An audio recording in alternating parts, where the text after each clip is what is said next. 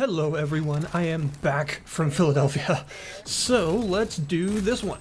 This is Rage 2.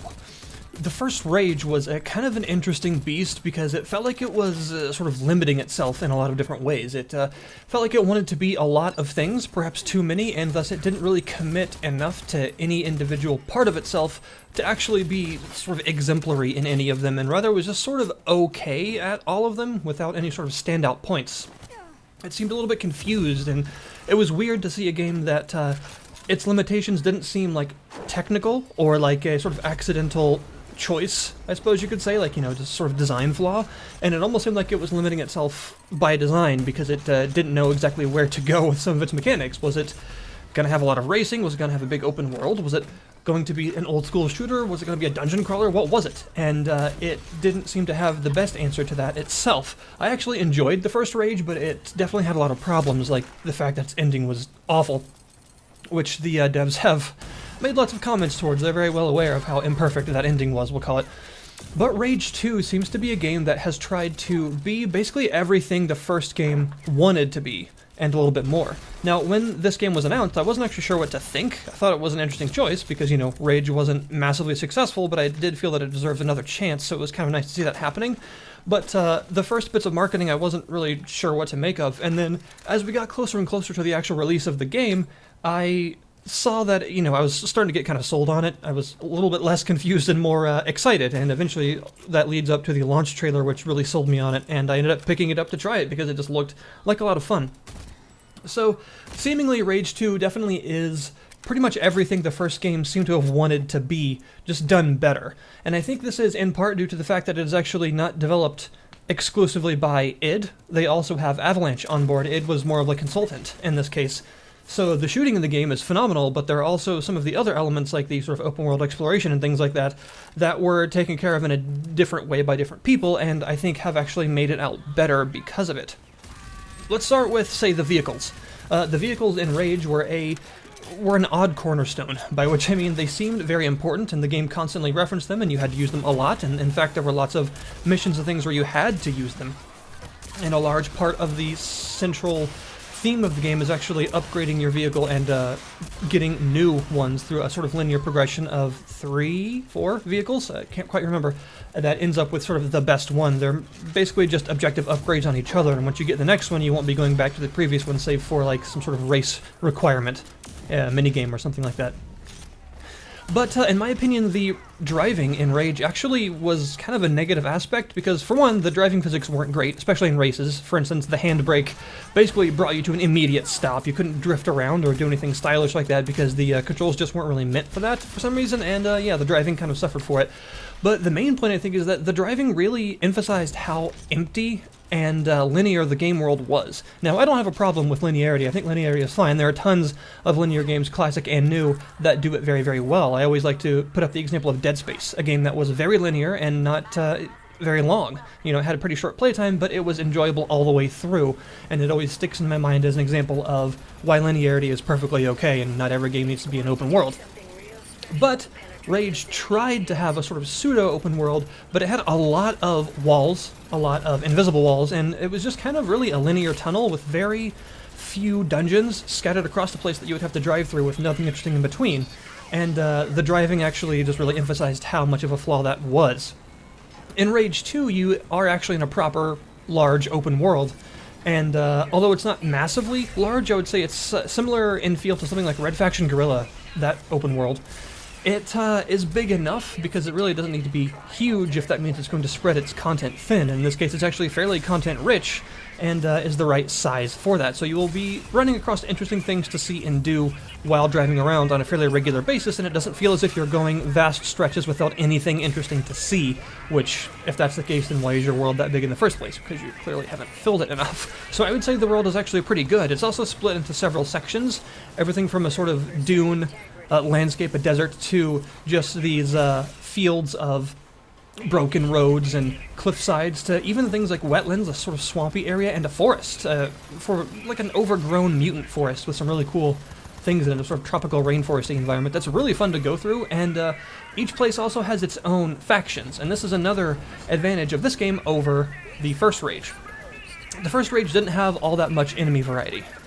It had some, and they were fun to fight, but there weren't a lot of different types of them, and the sort of elite enemies, like, you know, the bigger enemies that showed up sometimes that weren't actually boss fights, so they weren't one-off enemies, but they were rarer than the normal ones, like the big Leviathan, like Kraken, I think it was called, actually, the be-tentacled mutant. They only showed up every now and then, and I think the game actually would have been a lot better for it in terms of its combat variety if these elite enemies showed up a lot more often. And, like, you know, they were basically just set-piece enemies and specific story set-pieces, and that's about it.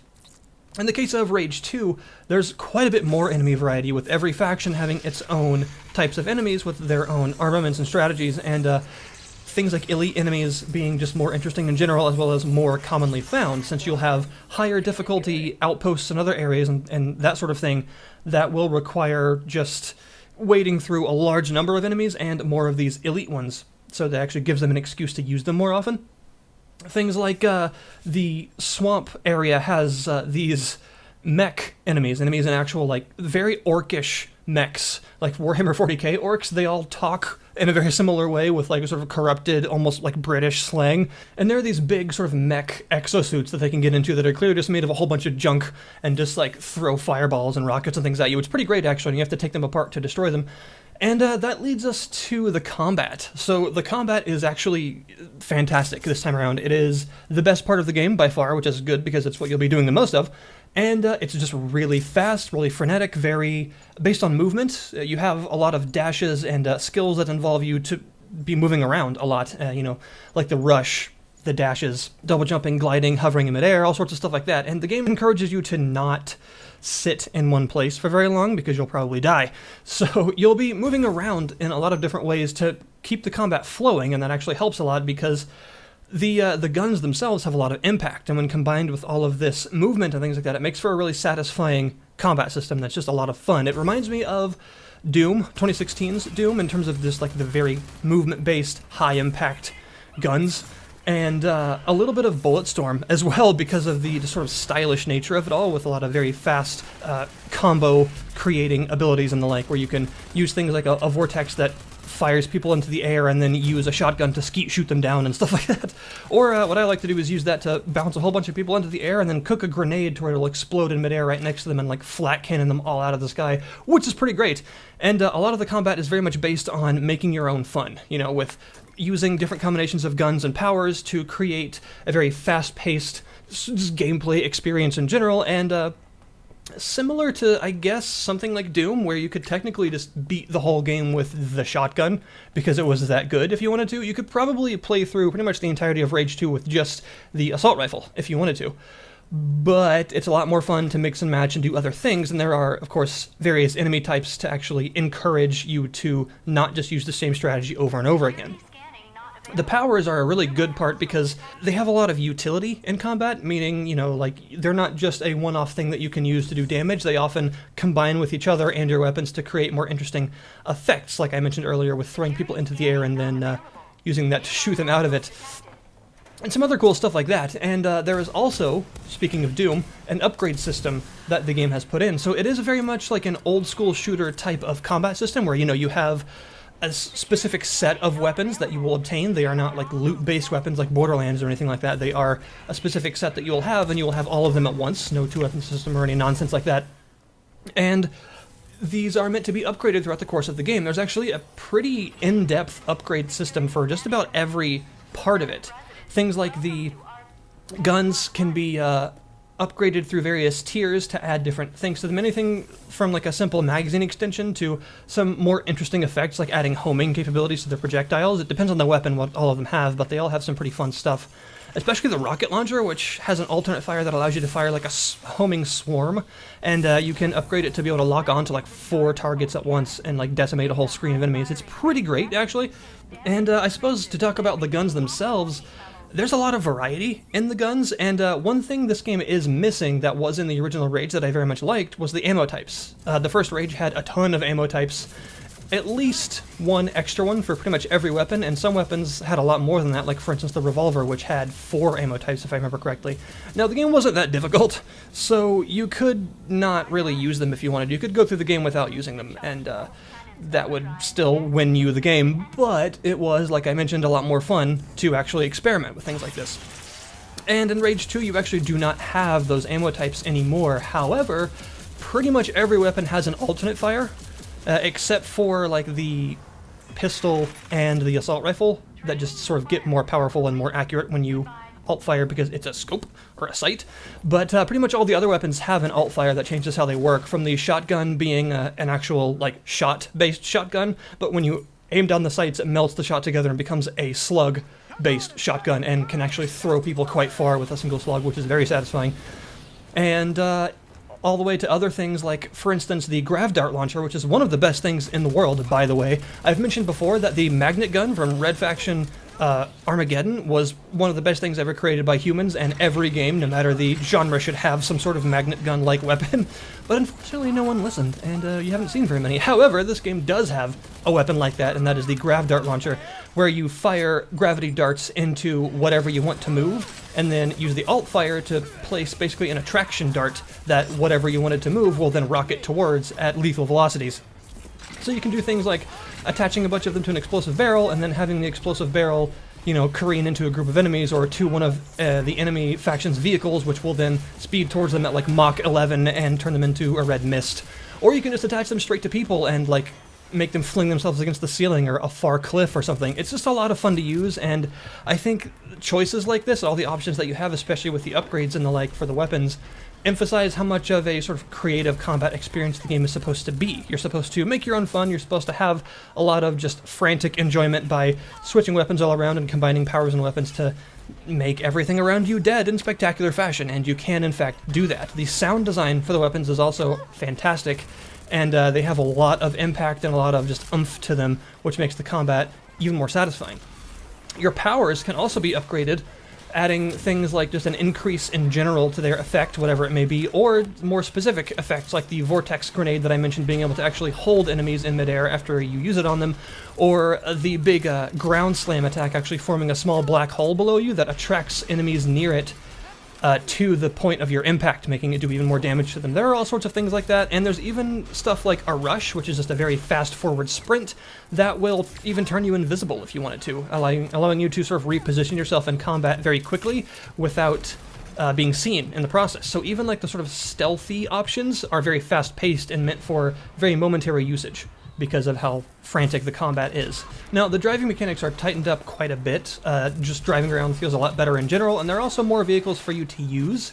There are just loads and loads of different vehicles that you can simply find and drive, but you also have a couple of vehicles that are specifically yours, including the Phoenix that you'll have from pretty much the beginning, which is an upgradable vehicle that sort of takes the place of the vehicles from the first game. Only its upgrades are a lot of fun, things like a radial pulse that throws enemies around and disables shields, to like an autocannon, a rotatable autocannon, cruise missiles, and even mortars and stuff like that you can use. Funnily enough, the cars can also dash from side to side, and this is used in things like the races, because races do return but in a different form, to ram enemies and just avoid hazards and the like, and even other things in the world like convoys. There are convoys of particularly difficult sort of like mini-boss vehicles and their other guard cars around them that roam around the wastes, and you can find them and take them down for auto parts, which is the upgradable currency for your vehicle, so you can add new stuff to it, make it all shiny and whatnot. Now, I mentioned that the world is actually fairly dense with things to do. It doesn't feel too empty or just sort of pointless to explore. There's a lot of different things to do, and honestly, I find that unlike something like Far Cry, as much as I do enjoy the Far Cry games occasionally, sometimes they can get very repetitive with the sort of, go here, destroy outpost, go there, capture thing, and then destroy a couple more outposts in the region. It's very, it's a repetitive idea, and the thing that really holds it together is the gunplay being pretty good. In this case, even though you do have some repetitive things like that, there's a lot more variety in terms of what you can actually do. There are things like roadblocks, convoys, outposts, different kinds of stations that have to be taken out in different ways, almost like a sort of defend the generator sort of situation, for instance, for one of them, and they change like that. Mutant infested areas where you have to go down and destroy all the eggs, and big like mini boss areas where you have to go and kill a giant and some other stuff like that. So there's a lot of variety in the actual events, the sort of, side things that you can just find by exploring. But even the ones that are the same, like for instance the just taking out enemy outposts, they're designed very differently from each other in such a way that they don't really feel repetitive to do, because of how, creative the combat can be. Giving you an entirely different environment to do all of that in makes a big difference. However, that being said, I feel that if you don't really like the combat, then you probably aren't going to find these things not too repetitive, basically. They're less repetitive feeling because of the enjoyment of the combat, but if it's not really your thing, for the kind of people that didn't like stuff like Doom 2016, for instance, then you probably won't feel the same way, because the nature of all of these places very much hinges on the combat being pretty much the most important, mechanically, and most varied part of the game. And it is, but if it doesn't click with you, then a lot of the stuff you're going to be doing, since it involves mostly combat, it probably will start to feel repetitive and you won't feel the same way. It's also quite a colorful game, with the original Rage being mostly brown, because it was in the age of, shooters that were pretty much brown all the time. It's really colorful, with lots of lush foliage and lots of very bright neon colors. In fact, the sort of objective color that marks places where you can climb up, interactable objects like buttons and stuff like that, is hot pink. So you'll be seeing a lot of hot pink, and it really, it's nice, actually. It kind of contrasts with the not-so-good environment of everything being, totally destroyed, with everything having a lot of color anyway, which looks pretty neat. And other things from the original that return also return with a similar amount of extra variety. Things like the racing tracks, and the actual challenges during the racing events have more variety and are just generally more enjoyable because of the better driving physics. And things like Mutant Bash TV, rather than being a singular place with a singular arena, it's actually several places dotted around the map with several different sets of arenas that some of them work differently. Anything from like a multi-room gauntlet like the first game, to a sort of skeet shooting event where enemies are shot out of cannons towards you and you have to use specific weapons that gives you to actually kill them all before they land, which is pretty interesting. So overall, I find it a genuinely very good experience, but I think it will be a bit divisive because of its nature as an open world, very combat-focused game. It's going to be the kind of thing that either really clicks with you when you enjoy it quite a bit, or you're just not really going to get into it that much and probably not enjoy it very much as a result. And to be honest, it actually sort of feels a bit Crysis-esque, the first Crysis, in terms of exploring an open world with all the suit powers and things like that. It actually kind of has reminded me of that in several ways, which was actually kind of a similar experience in terms of how many people liked versus sort of disliked the concept. And yeah, the game is actually pretty great. It does have a couple of technical problems, though, I should mention. For instance, I have a big problem with missing audio. Sometimes characters will speak and you'll see the subtitles, but you won't hear anything, which is very strange. And also I've had a problem with missing models, where some character models, like vendors in town and stuff, will disappear. They'll still be technically there and interactable, and they'll speak to you, but you won't be able to see them. And in fact, I had a pretty funny moment where a character from a cutscene disappeared, and I just saw a bunch of floating road flares that they were dancing around with, but you couldn't see them, so that was interesting. And that also seems to happen a lot with things like your throwable items, like wing sticks. Occasionally you'll pull out a wing stick to throw it, and your character will just be holding air, because the model will not have loaded in. I don't know what's up with that, but it happens way too often, and it needs to be fixed. The game seems fairly stable, but I have admittedly had it crash twice upon launch. I don't know what's caused that, but it seems to have stopped for now. I'm not sure if it was like a graphics driver issue, since I've updated since then. But yeah, that was a problem before. And finally, you also have just a couple of minor incidental visual bugs, like stuff floating that shouldn't be, or for instance, particle effects lasting after a battle, like a bullet tracer or a small explosion effect, sort of hovering in midair for a while after it's actually should have disappeared. That doesn't really affect the gameplay any, but it's just a weird thing to notice, because I always remembered it from like PS2 games back in the day. You used to do that a lot. So yeah, I think overall it's a genuinely enjoyable experience. It's very fast, frantic, shooting fun, and it feels very much like an old school shooter with some new school additions, like Doom did, only in an open world this time. And I think that it actually is a much better game than the first, and has really kept my attention for pretty much the entire time I've been playing it. It's been very enjoyable to explore and just go nuts in. So it's quite the playground of destruction. Not the Mercenaries one, though, unfortunately, because that was great. So yeah, that is Rage 2, available right now on Steam. Of course, the link will be in the description below this video. Thank you guys very, very much for watching. Any comments or questions, feel free to leave them below, and I'll see you guys next time.